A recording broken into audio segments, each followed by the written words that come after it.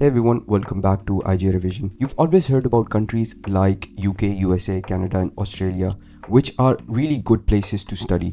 But these countries are getting more expensive, higher inflation day by day, and these countries have opted for an anti-immigration policy which also affects students. My name is Talal and I managed to get accepted into 5 different universities in 5 different countries, and today I will give my list of the best countries to study abroad in. Before I start, I ranked these countries according to how expensive that country is, the quality of education, the ranking of that country, the immigration policies of the country, and finally settling down after finishing your graduation. With that said, let's get to the list. Now at the 5th place, I've kept Italy. The reason for that is it's a really popular choice for students to study in because of 2 reasons. First one, it's in Europe, so you have the flexibility to move inside Europe if you manage to study in Italy. And the second most important is that it is free of cost. Italy is one of the few countries in Europe that offer free tuition, and most of the courses are in English. They are one of the few countries that also gives you scholarships to study in besides having free tuition, so that's really good as well. Now the maximum scholarship that you can get is around 7 to 8,000 euros a year, which is a lot in my opinion, but there are a few downsides of studying there as well. First of all, only 20 to 30% of people speak English there, so that's not a lot. And second, Italy is really slow in bureaucracy, and also if you plan to stay after your graduation, it can take up to 10 to 15 years to get your passport. So that's not really feasible, because if you're living in a country, then take advantage of living there because that counts to getting that passport. But other than that, it has really good benefits for students because apart from getting scholarship and having free tuition, you can also work part-time, but 20 hours a week only, which is honestly enough for students, and the quality of education is really good as well. You can find more information on this on universeitaly.it, which is the official site for studying in Italy. In the 4th place, I've kept Malaysia because half of my high school class went to Malaysia to study there, and there is a reason for it: the quality of education and the tuition fees. If you want to study there, you'd be paying around 6,000 USD per year, which in my opinion is unmatched compared to the price and quality of education. A lot of the Malaysian universities rank in the top 100 best universities in the world. For example, University of Malaya was ranked 59th in the best universities in the world. It also has a high proficiency in English because it is ranked the 3rd most English proficient country in Asia. Apart from that, Malaysia has a high growing economy. According to Randstad's 2024 market research, Malaysia has a growing supply and a growing demand for technology and special skilled workers, so that also contributes to students. Malaysia has also recently introduced a post-graduation visa which allows students to stay up to 1 year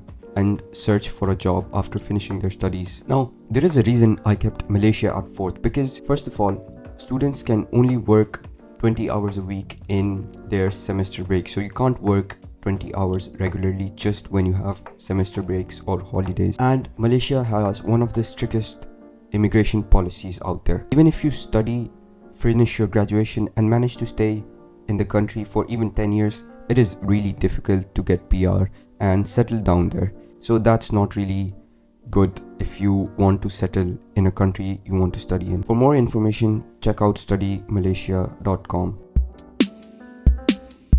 At the 3rd place, we have Netherlands, which is the country that I chose personally to study in. The reason for that being was, first of all, it is one of the few countries that have courses that start in winter, meaning in February. So if you don't manage to get into the country of your choice and don't manage to get into a university, then you can always keep this as a backup. And secondly, it is one of the highest ranked countries for speaking English. Almost 90% of the country speaks English here, and Dutch is really similar to English, so learning the language is not really that hard. The only scholarship that you can get in Netherlands if you are an international student is the Holland scholarship, which is a 5,000 euro grant that you get over 1 year. And secondly, the tuition fees is really high. Now, if you're not European, then you will also face a lot of issues working, because non-Europeans have to have a work permit that has to be applied through a company, and you can only work 16 hours a week throughout the year. But if you can look past all of those problems, then this is a great country with great loving people, and you also get 1 year job search visa after you're done with your graduation. Now, this 1 year post-graduation work visa can be converted into a highly skilled worker permit visa if you find a job, and in 5 years you can get a PR if you get the highly skilled worker visa. For more information, you should check out Study in NL.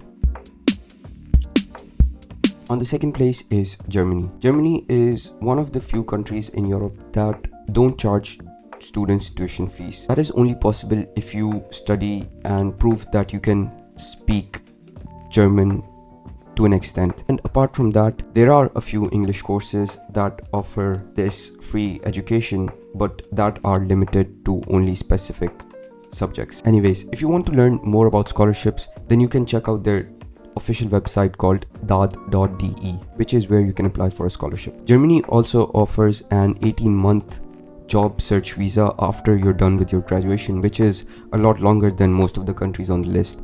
And after you're done with this 18-month, or if you find a job, then you can get a European blue card, which is a card that gives you easy access to permanent residence and allows you to move and work in any European country after a certain period of time. Now, you're also permitted to work 280 half days or 140 full days throughout the year, so that's also really nice. That means that you can work 20 hours a week throughout the year. Now, the only downside to Germany is that it has a really difficult language, and most of the universities expect you to speak German after a few years of your studies. A lot of the people also don't speak English there, so you have to eventually learn German. Now, for more information, you can check out dad.de, which is the official website for scholarships and applying for a university.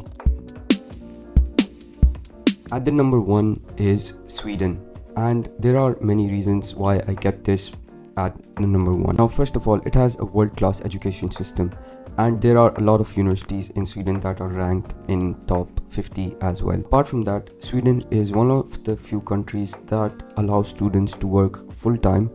Doesn't matter if you're international, non-European or European, and you don't need any work permits, permitted that your studies are not getting affected. Sweden also offers a 12-month post-graduation visa, which allows you to search for a job once you're done with your studies. While tuition is charged, it is a lot cheaper compared to UK, USA and Canada, and they also provide a lot of scholarships. Tuition is also free for European students, and Swedish people speak English.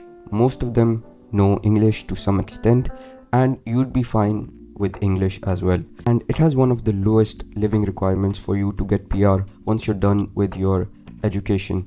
If you manage to get a work permit within those 12 months of work visa, then you can get PR after living and working in Sweden for 4 continuous years, which is really short. Now, if you're still confused on where to study, then it is okay, because I was in the same shoes 1 year ago. If you're still unclear, let me help you. You can set up a quick meeting with me in the description below, and I can help you figure out which country to study in based on your situation, like your budget and your future plans after studying. And I will also guide you through the entire admission and visa requirements and process in that meeting. Click the link in the description and let's talk.